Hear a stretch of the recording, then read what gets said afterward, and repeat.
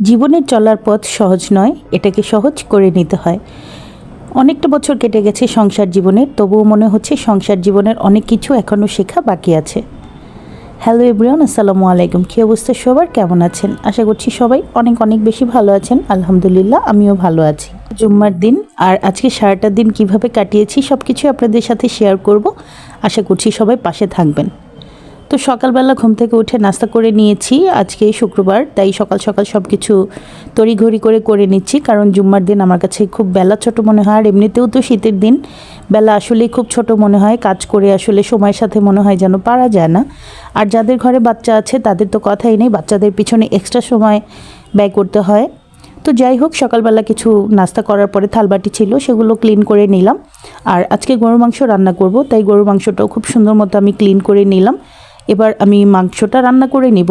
আজকের মাংসটা আমি গোটা রসুন দিয়ে রান্না করব, তাই এখানে শুরুতে মাংসটা ম্যারিনেট করে নিচ্ছি। তো প্রথমেই এখানে আমি দিয়ে দিয়েছি আদা রসুন বাটা, হলুদ মরিচের গুঁড়া, স্বাদমতো লবণ। তারপর এখানে দিয়েছি আমি গরম মশলা গুঁড়া, ধনিয়া গুঁড়া। তারপর আসলে মাংস রান্নাতে রেগুলার যা কিছু ইউজ করা হয় সব কিছুই দিয়েছি, সাথে একটু টক দই দিয়ে দিলাম।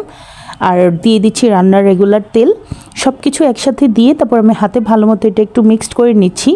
এখানে আমি পেঁয়াজ কুচিটা দিইনি, পেঁয়াজটা আমি একটু হালকা ভেজে তারপরে পেঁয়াজ ভাজাটার মধ্যে আমি মাংসটা অ্যাড করে দিব। এই তো পেঁয়াজটা যখন একটু ব্রাউন কালার হয়ে এসছে, এই পর্যায়ে আমি মেখে রাখা যে গরুর মাংসটা ছিল সেটা এখানে দিয়ে দিলাম। এভাবে করে হাতে মেখে রান্না করলে গরুর মাংস আমার কাছে খেতে খুব ভালো লাগে। মাংসটা খেতে যেন ভালো লাগে জন্য একটু টমেটো সস অ্যাড করলাম, তাহলে এটার গ্রেভিটা খুব মাখো মাখো হয়, খেতেও খুব ভালো লাগে। মাংসটা খুব সুন্দর মতো আমি নেড়ে চেড়ে একটা ঢাকনা দিয়ে ঢেকে রেখেছি, এটা ভালো মতো কষতে থাকুক। এর মধ্যে ছেলেকে রেডি করে দিলাম, ও জুম্মার নামাজে যাবে ওর নানা ভাইয়ের সাথে। আর ক্যামেরা দেখলেই আমার বাচ্চা পোজ দেয়, দেখতেই তো পাচ্ছেন। ছোট মানুষ আসলে যা কিছুই করে ভালো লাগে। তো আমার ছেলেটা চলে গেল, ওর নানা ভাইয়ের সাথে নামাজে যাবে। আজকে ওর বড় ভাই নেই, বড় ভাই মাদ্রাসায়। শুধু আমার ছেলে আর ওর নানা ভাই একসাথে যাবে, ওর মামাও যাবে, একসাথে নামাজে যাচ্ছে এই আর কি। তো যাওয়া সব আমাকে বাই বলে যাচ্ছে। আর এইদিকে আমিও আমার রান্নাটা কমপ্লিট করছি। মাংসটা খুব সুন্দর মতো কষানো হয়ে গিয়েছে। এ পর্যায়ে এখানে আমি গোটা রসুন আর কিছুটা পরিমাণ কাঁচামরিচ দিয়ে দিলাম। এভাবে করে ঝাল করে গরু মাংসটা রান্না করলে আমার কাছে খেতে বেশ লাগে। আর সাথে যদি গোটা রসুন হয় তাহলে তো এটার স্বাদ আরও দ্বিগুণ হয়ে যায়। এভাবে করে মাঝে মধ্যেই আমি রান্না করে থাকি, খেতে কিন্তু মাশাল্লাহ ভালোই লাগে। আজকের রান্নাটাও দেখতে খুবই সুন্দর হয়েছে, খেতেও আলহামদুলিল্লাহ ভালোই লেগেছে। তো রান্নাবান্না শেষ করে গোসল নামাজ শেষ করে নিয়েছি।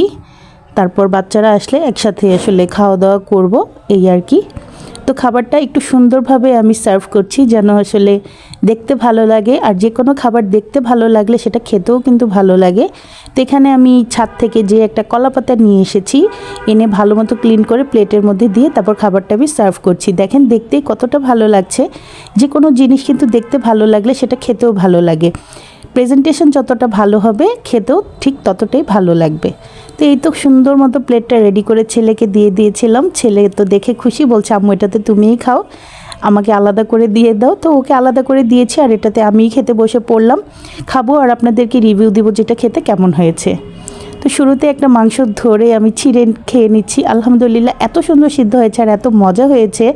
আজকের খাবারটা খুবই ভালো লেগেছে, তৃপ্তি করে খেয়েছি। আমার এমনিতেও ঝাল খাবার খুব পছন্দ, তো খুব তৃপ্তি করেই খেলাম। আপনারাও আজকে কে কী রান্না করেছেন অবশ্যই শেয়ার করতে পারেন আমার সাথে।